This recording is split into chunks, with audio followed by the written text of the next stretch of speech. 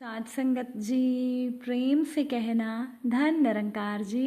एक नई साखी के साथ स्वागत है आप सभी का आपके ही अपने चैनल पर। आज की साखी का विषय है कि हमें अपना हर एक कर्म, चाहे छोटा हो या बड़ा हो, सब प्रभु की याद में रहकर ही करना चाहिए। तो चलिए सुनते हैं आज की ये साखी। साध संगत जी, एक चतुर व्यक्ति को काल से बहुत डर लगता था। एक दिन उस व्यक्ति को एक चतुराई सूझी और उसने काल को अपना मित्र बना लिया।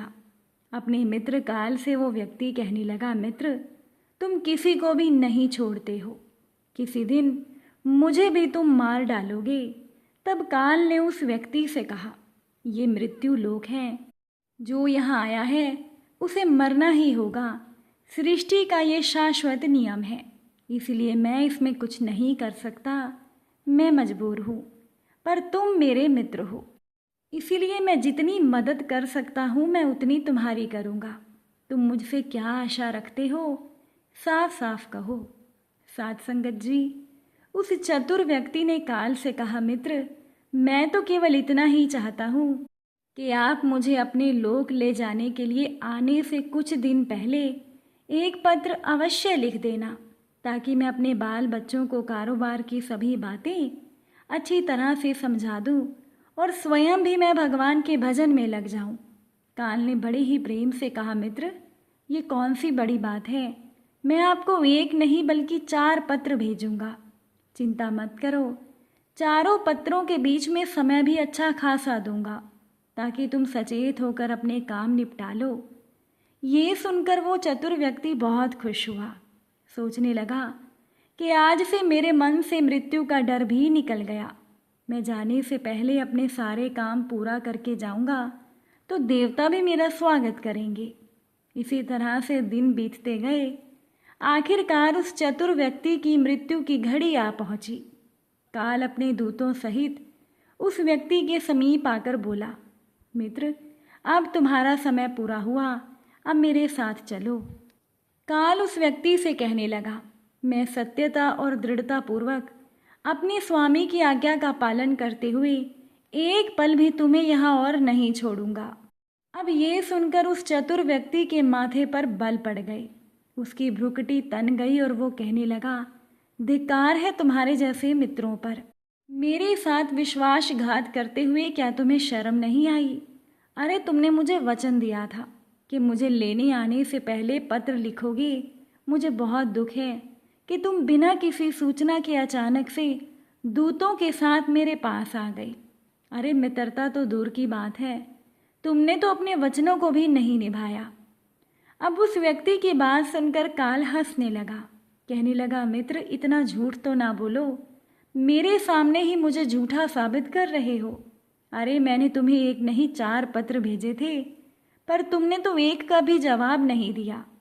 चतुर व्यक्ति ने हैरान होकर कहा, कौन से पत्र? क्या तुम्हारे पास कोई प्रमाण है? मुझे पत्र प्राप्त होने की कोई डाक रसीद क्या तुम्हारे पास है? अगर है तो दिखाओ। काल कहने लगा, मित्र, घबराओ मत, मेरे चारों पत्र इस समय तुम्हारे पास मौजूद हैं। मेरा पहला पत्र तुम्हारे सर पर चढ़कर बोला, उसने तुम्हारे काले सुंदर बालों को भी सफ़ेद कर दिया और तुम्हें ये भी कहा कि सावधान हो जाओ, जो करना है कर डालो, बढ़ाई और धन संग्रह के झंझटों को छोड़कर भगवान के भजन सिमरन में लग जाओ। पर मेरे पत्र का तुम्हारे ऊपर ज़रा भी असर नहीं हुआ। बनावटी रंग लगाकर तुमने अपने बालों को फिर से काला कर लिया और पुनः जवान बनने के सपनों में खो गए। आज तक मेरे श्वेत अक्षर तुम्हारे सर पर लिखे हुए हैं।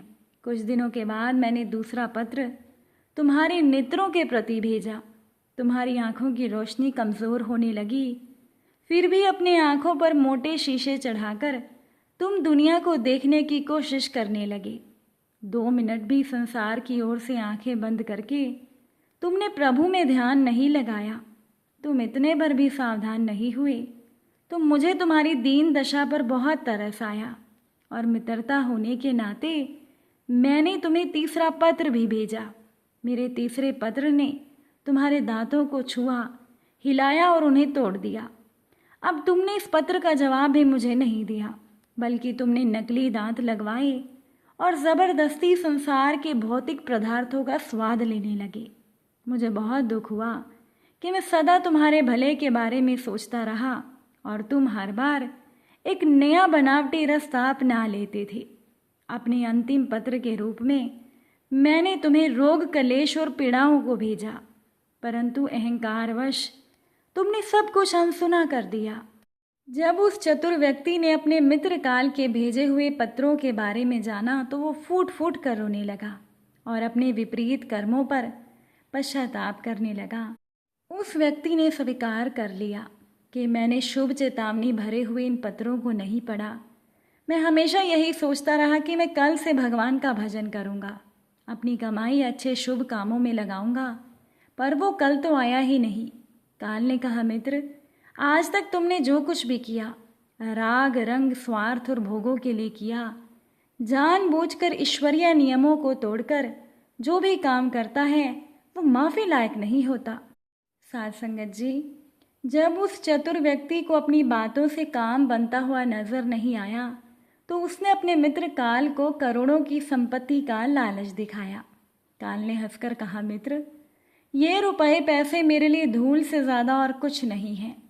धन, दौलत, शोहरत, सत्ता, ये सब लोभ संसारी लोगों को वश में कर सकता है, मुझे नहीं। तब उस चतुर मनुष्य ने पूछा, क्या कोई ऐसी वस्तु नहीं जो तुम्हें भी अच्छी लगती हो, जिससे तुम्हें लुभाया जा सके? ऐसा कैसे हो सकता है? काल ने जवाब दिया, यदि तुम मुझे लुभाना ही चाहते थे तो तुम सच्चाई और शुभ कर्मों का धन संग्रह करते। ये एक ऐसा धन है जिसके आगे मैं विवश हो सकता था। अपने निर्णय पर दोबारा विचार करने के लिए मैं बाध्य हो सकता था, पर तुम्हारे पास तो ये धन लेश मात्र भी नहीं है। तुम्हारे ये सारे रुपए, पैसे, ज़मीन, जायदाद, तिजोरी में जमा धन संपत्ति सब यहीं छूट जाएगा। मेरे साथ तुम भी उसी प्रकार निवस्त्र जाओगे जैसे कोई भिखारी की आत्मा जाती है। काल ने जब मनुष्य की एक बात भी नहीं सुनी तो वो चतुर मनुष्य हाय हाय करके रोने लगा। उसने अपने सारे संबंधियों को पुकारा, परंतु काल ने उसके प्राण पकड़ लिए और चल पड़ा अपने गंतव्य की ओर। साध संगत जी, काल ने कितनी बड़ी बात कही। एक ही सत्य है जो अटल है, और वो ये है कि हमारी एक न एक दिन मौत ज़रूर होगी। हम इस दुनिया में कितनी दौलत जमा करेंगे, कितनी शोहरत पाएंगे, ये सब अनिश्चित होता है, परंतु हम मरेंगे एक दिन। बस यही एक ही बात जन्म के साथ ही तय हो जाती है। ये मृत्यु अटल सत्य है। काल कभी भी दस्तक दे सकता है, इसीलिए हमें प्रतिदिन उसकी तैयारी करनी होगी।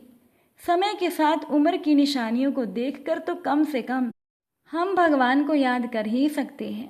हमें प्रभु की याद में रहने का अभ्यास करना चाहिए। इसीलिए हर एक को हम चाहे जो भी कर्म करें, चाहे छोटा हो या बड़ा, सब प्रभु की याद में रहकर ही करना चाहिए। अगर आज की ये साखी आपको अच्छी लगी हो तो वीडियो को शेयर ज़रूर कीजिएगा। आप सभी से फिर मुलाकात होगी नई साखी और नए विचारों के साथ। साथ संगत जी प्यार से कहना, धन निरंकार जी।